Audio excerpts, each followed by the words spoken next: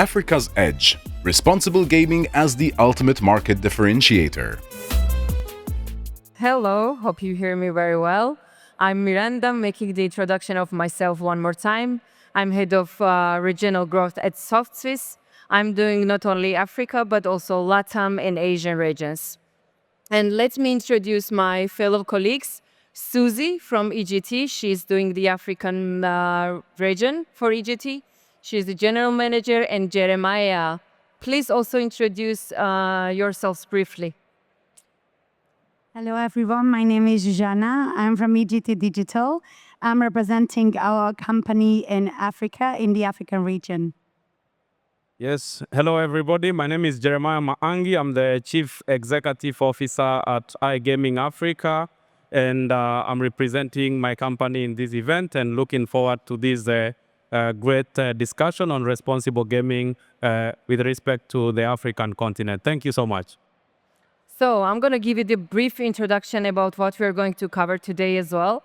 For sure, we are going to cover the African region fully, but it will be more related to the responsible gaming, which as a commercial team, we are not that, let's say, experts, but we will try to give you our perspective from the commercial side, what it is about. But we decided to start this with a little warm-up, which is like a blitz questions for you guys, which is super easy, just based on your vision and about the upcoming trends for Africa. So first question from this blitz is, in your perspective, what is key African markets in the next 2 years? Just a simple answers. What do you think? Thank you for the question. We are looking at the whole continent with 54 countries, so obviously the majority of them are rather different from one to another. If you are looking at the entire continent from Europe, each one of them are very different. We are based in Kenya, so we know this market the most out of all. I personally believe that the Kenyan, the Tanzanian, and the Nigerian iGaming is very developed and it's very promising for the future. Yeah, my rejoinder will be that actually, when you look at the continent, it's as big as Zsuzsanna has said, that we have an average of 54 countries, and every country, as she said, is actually very unique. But my focus or my advice will be that we also need to look at these other markets, not just Kenya, Nigeria, and Tanzania or South Africa, as we have always known. There are so many other markets which are actually very promising, and it is important that anybody who is looking at this market should be alive to that fact. Totally agree. I think this South Africa for sure will dominating again, but I think it will slightly go change, and my bet is on the Kenya as well, because the market it's super promising. Let's move on to the next one, which is the most underrated markets of Africa. In my personal opinion, and based on the market research that we have recently done, there are quite a few markets that are very new. They are newly developing with the new regulatory system and haven't been touched just yet very thoroughly. But we're looking at Ethiopia and Namibia as quite interesting regions. Totally agree. Yeah. Yeah, it's a good question, very interesting. And my thought is that South Sudan is the most underrated market, and then closely followed by Congo. These are two markets that are very, very promising. I'll start with South Sudan. I know that most of the problems there as a result of lack of proper regulation. So, of course, without proper regulation, these markets kind of end up not being noticed. And then Congo, DRC, is a good market. We have so many operators there, but again, not so many people talk about the market, but it's a promising market, and I'm sure that the few operators who are there are actually having their best. Yeah, I think my bet also goes to the Ethiopia, because there are only few platform providers for the market. Internet is the problem there, so I think it's really underrated in this case. Let's move on to the next one. What is, like, let's say, defining difference of the African players compared to Europeans or Latin Americans? What's the main difference for them? Based on my experience, if I'm looking at Africa from the European point of view, we're looking at the land-based, the online, and player behavior. In Africa, there are a lot of rural areas in some of the countries, while the majority of the countries where people don't really have access to internet or proper network and a lot of resources. So the regulation is very different as well, and a lot of things cannot be monitored.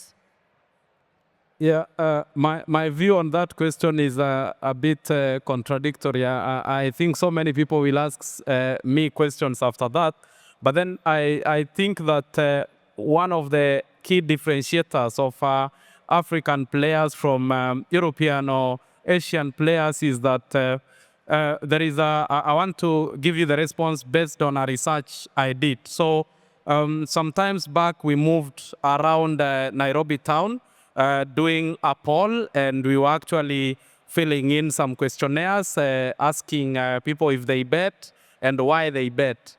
And it was even surprising to me that the response was that they majorly bet because they want to make money or earn a living. So I would be thinking that if you come to Europe, because I've not done that research, I don't know if that will be the same answer, but I think it will be different. So that I think is one of the key differentiators of African players from the rest of the world. Yeah, I think if you take a look into the games that are currently popular, like by the African players, you will notice that they are influenced from the land operations. By mean, like that they are influenced from what they see on the betting side, they like to play. So totally agree. Next question is tech trend that will move the market most in 12 months, like upcoming year. What do you think what kind of trend it will be? I think with the current technology, it gives a lot better insight in terms of monitoring player behavior, and that would help us to restore player protection. Yeah, my view on that one is I like explaining using examples. I'll give you an example of cryptocurrency. So when it came, one of the reasons why so many people adopted it is because of the freedom that comes with it. And then in the gaming industry came Aviator. So why did players like Aviator or Crash games in general? It's because of the freedom that comes with it. The player feels that they are actually the ones who are in control. They are the ones who are determining whether they are winning or not. So my prediction is that what is going to win is what is going to give the players freedom. So if you are a game developer, if you are a platform provider, you need to give us technologies or products or games that will make the players to feel that they are in control. That is, I think, what is going to define the industry in the coming years. Yeah, I think that was like both fulfill answers, but I would add that I think from upcoming years, Africa will start to accept crypto more and more on a daily basis. So let's see. The next question we have. Yeah? Maybe on that part where you've mentioned that Africa will start to adopt crypto more. Actually, it's happening. As we speak right now, there is a bill that has been passed in the Kenyan parliament, whereby now we are starting to officially regulate cryptocurrencies or digital assets. So it's happening, and there are some countries that have actually gone miles ahead, and they are actually using these digital assets. Like, they are now being recognized by even the authorities in those countries. So like the Central African Republic is one of those countries that actually recognize Bitcoin as a measure of value or a tool that they can use to exchange whenever you are buying things or something like that. So it's already happening. It's just that we will see more Yeah, turns out I predicted this thing. Thank you, Jeremiah. And anti-trend for the year. What's already cringe to do in Africa? I mean, this is a really specific word, but like, what is odd to do in Africa?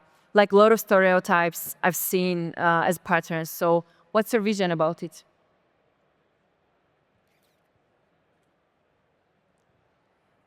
I needed to pause for a second to think about my answer. What I think is something that we're monitoring right now in Kenya is the player behavior on land-based and online. There are certain type of games, such as crash games, that are very, very popular. And it's not only in Kenya, but in some of the other regions as well. Another thing that we are also monitoring is political situations. Right now in Tanzania, there's presidential elections. So that can lead to violent protests and lack of internet access. And once the new government comes in power, there can be changes in the gaming regulations as well. Yeah, I think for me, it's important that now, when you look at where we are now and where we were like 5 years ago, there has been a change. So typically, in the last 5 years, 5 to 10 years, what was happening is that the market had not been fully mature. So people were still trying to know what is the meaning of 1x2. How do I place a bet? How you see those terms? People were still learning. Now, almost everybody is now aware that gaming or gambling is this. Actually, you can win or you stand a chance to lose. And actually, people are even doing research on tipping platforms. I see tipping platforms are now performing really well, and they're getting traffic from Africa because people are trying to know how they can get analyzed odds. So I would say that now we are having a player who is more tech savvy. They're actually applying technology to know what is happening. So bringing this to responsible gaming, it's important that now those in the industry needs to know that it's also important to protect the players, because if you don't do this, then you will end up having so many people on your platform who are gambling and they are not doing it correctly. So if you do it the right way, of course, you will attract the right audience. So, and that will actually mean that you will have a player who can play for you long term because they are not even addicted. So it's important that we know that now people are aware, players are becoming more tech savvy, and we have to be careful to ensure that they are protected and we are attracting the right audience. Exactly, and thank you, Jeremiah. I think you mentioned and you bring this case of responsible gaming, and I think we can move on to the more questions related to that, because it was our just warm up, but we already shared some interesting insights. So first question from this direction would be, what is the playbook that turns responsible gambling into market share, like across acquisition, partner trust, and lifetime value in African markets? So basically, what is the rules that we need to accept in order to translate this into the market share as well in Africa? I think that there should be 3 parties involved initially in a particular market. That would be the regulatory board, the platform providers, and the operators, most importantly, to agree that they can offer a good player protection plan for the players. So in case they feel like that there's problematic behavior in their pattern, then they can turn to aid or help. Yeah, my view is that, as I said in my earlier comment, is that responsible gaming and how it can be connected with how operators can ensure that it's leading to them getting value, because acquisition and retention, everything, and you're trying to connect it with responsible gaming, is ensuring that you have a platform that actually advocates for responsible gaming. And I can tell you, like here in the UK, how does it happen? Every operator is mandated to ensure that they are pushing responsible gaming, toll-free lines, or messagings on their platform. So once you ensure that, as I said, you will attract the right audience on your platform, because a platform like ad blocker, there is one in the gambling industry now that is called bet blocker. I think you've heard of that. So what it does, it helps the players who are feeling that they are addicted to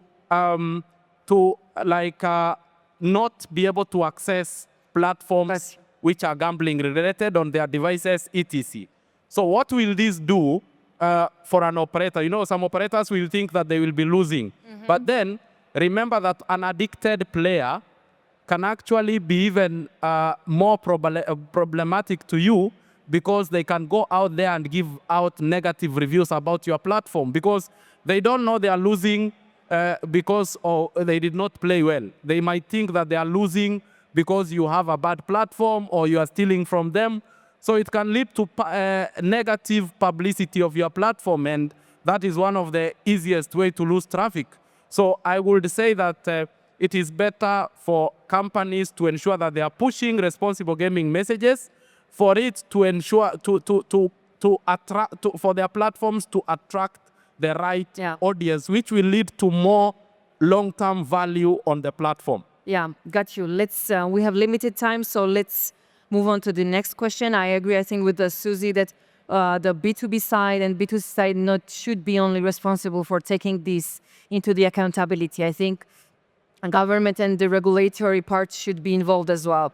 So how can emerging technologies like AI, mobile-first identity, device intelligence be leveraged to promote responsible gambling and minimize harm? How we can use it? I mean, it's a little bit tricky part to implement the AI for the African part. So what's your thoughts?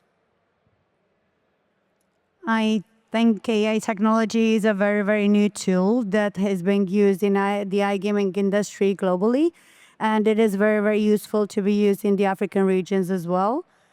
It's very, very helpful to help monitor and identify problematic behavior on the player's part. If there is difference in the betting, the levels, length of playing for the players as well. And another thing that I think is very, very important to know, that in the African regions, they are not using bank payments or credit card payments, but most importantly, mobile money payments, such as M-Pesa. And this can also be monitored with the current technology. Thank you. Yeah, my view on this one is that in Africa, or with regard to Africa, it is important that regulators actually propel this. The regulators should make it mandatory for companies to have certain technological tools within their systems, so that the regulators can ensure that everybody is compliant. Otherwise, if you leave it for the operators to decide on their own, of course, some will comply and others will not. So it's important that everybody takes a lead in ensuring that they are installing those systems, but the regulators are the ones who are supposed to be at the top to ensure everybody is complying. Got you. So let's move on to the next one. I think we are time limited, so I pick most interesting ones here. Is that in what ways can technology enhance transparency and accountability for players, partners, and the regulators? Because I think the data that, for example, the one operators is generating, and also the one the players does for this operator is quite, let's say, not clear. It's limited for them only. And I saw some like researches that you should do like dashboards thing to show the players, as you do in Instagram or Facebook, how many hours on daily basis you're consuming the games or the website itself.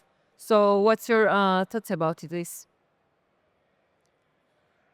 I think that some players, when they come across a particular game that they find very attractive, it often happens that the time flies very quickly and they lose track of time and the focus is completely different. I think it's very, very common as well, especially in developing countries, that people look at gambling as a source of income rather than entertainment. And it's gaming professionals, gaming companies' job to educate the players, for them to learn that this is a kind of entertainment, not a way of earning money.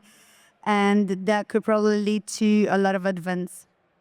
Yeah, you know, Miranda, technology is like a formula. You plug it in, and then you get the result. So if you don't get the formula right, of course, you don't get a good result. So for us to ensure that technology is helping us, we must ensure that we are using the correct technologies, and they are existing. So it is a high time that we ensure that we are creating more time to come to such events as this one, learn, invite those regulators, operators, everybody should come to these events, learn so that we can ensure that we are getting the right platforms, tools, etc., so that we can apply them within our systems. And that is the formula that can give us the right result regarding responsible gaming. Exactly. So I think the final note or not final question would be, what are the challenges currently in the African region for us to think about and maybe even plan to solve them in 2026? What do you think? What is the current challenges?